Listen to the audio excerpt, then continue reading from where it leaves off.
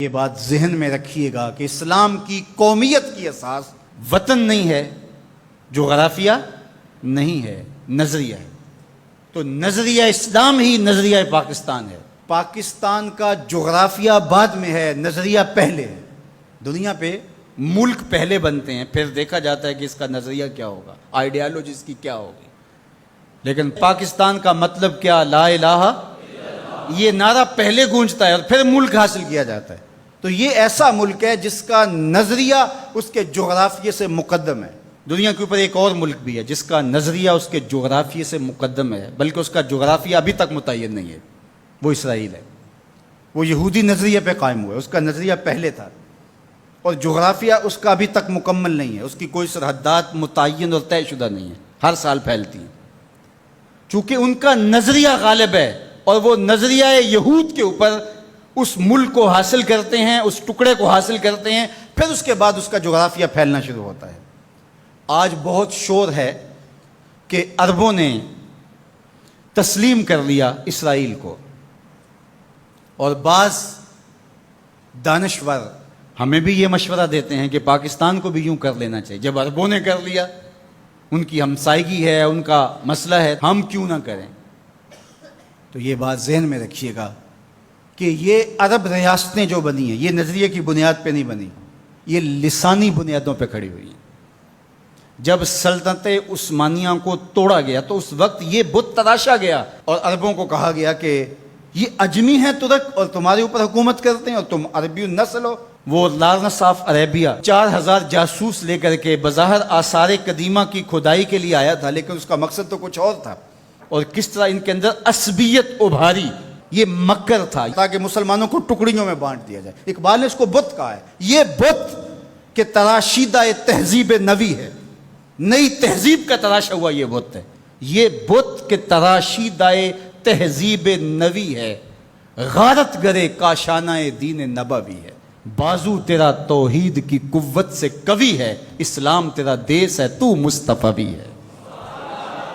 نہ عربی، نہ عجمی، نہ گورا، نہ کالا، تیری پہچان یہ ہے کہ تو مصطفی ہے۔ تو یہ وہ شناخت تھی جو امت کی وحدت کی ضمانت بنتی ہے۔ تو آج اگر کسی ایک ملک نے تسلیم کر لیا ہے اور کل دوسرا ملک تسلیم کر لے گا، لیکن میں آپ کو ایک بات بتاؤں اور وہ غور سے سن لو، وہ یہ کہ ساری دنیا بھی اسرائیل کو تسلیم کر لے، پاکستان تسلیم نہیں کرے۔ وہ کیوں؟ اس لیے کہ ہماری اساسی نظریے کی ہے، ہمارا وطن بنا ہی دو قومی نظریے کی بنیاد پر ہے۔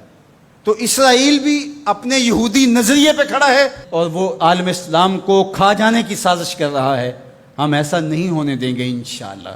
اور پاکستان بھی اپنے اسلامی نظریے پہ کھڑا ہے۔ یہ الگ بات ہے کہ 73 برس بیت گئے اور منزل انہیں ملی جو شریک سفر نہ تھے، اور باغ دوڑ ہمیشہ ان لوگوں کے ہاتھوں میں رہی جو اس ملک کو نوچتے رہے۔ گدیں، یہ ڈاکو، یہ لٹیرے جنہوں نے ملک کو لوٹا، دونوں ہاتھوں سے ہمارے وسائل میں چھوڑے اور ہماری نظریاتی اساس کے اوپر کلہاڑے چڑھائے۔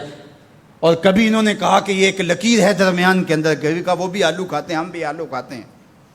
یہ کیا قائد اعظم کو نہیں پتا تھا؟ یہ علامہ اقبال کو نہیں پتا تھا؟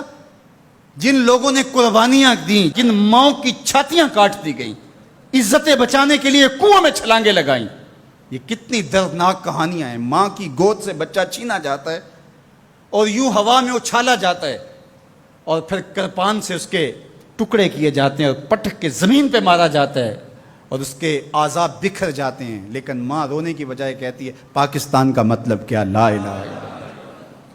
کیا یوم حساب نہیں آنے والا جنہوں نے اس ملک کو نوچا ہے، اس ملک کے نظریات پہ کلہاڑے چلائے ہیں، مختلف جگہوں پہ بیٹھ کر کے اس ملک کو کھوکھلا کرنے کی کوشش کی ہے؟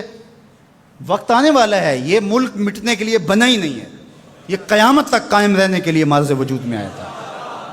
یہ ملک امانت ہے اللہ کی ہمارے پاس، یہ رسول اللہ کی نگاہوں کا فیضان ہے۔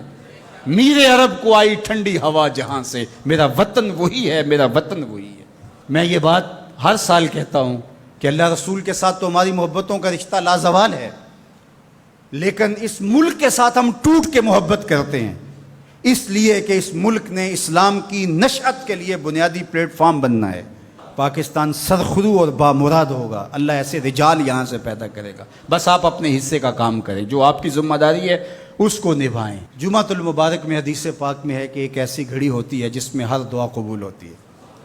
تو میں آپ کی آمین کے ساتھ آج کی ان مبارک گھڑیوں میں یہ دعا کرتا ہوں، اللہ میرے وطن کی خیر فرما، میرے ملک کو امن کے اجالے عطا کر دے، میرے ملک کو اپنی رحمات کا سایہ عطا کر دے، میرے ملک کو معیشت کا جمال عطا کر دے، ملک کی نظریاتی سرحدوں کی اور جغرافیائی سرحدوں کی مالک حفاظت فرما۔ اللہ جو اس ملک کو میلی نظر سے دیکھے اس کو خاصر و برباد کر دے۔ پاک فوج کی قدم قدم پہ حفاظت فرما، پاکستانی قوم کی خیر فرما۔ ایک نعرہ بلند کر دیجئے اپنے جذبوں کے اظہار کے لیے، نعرہ تکبیر، نعرہ رسالت، اسلام، پاکستان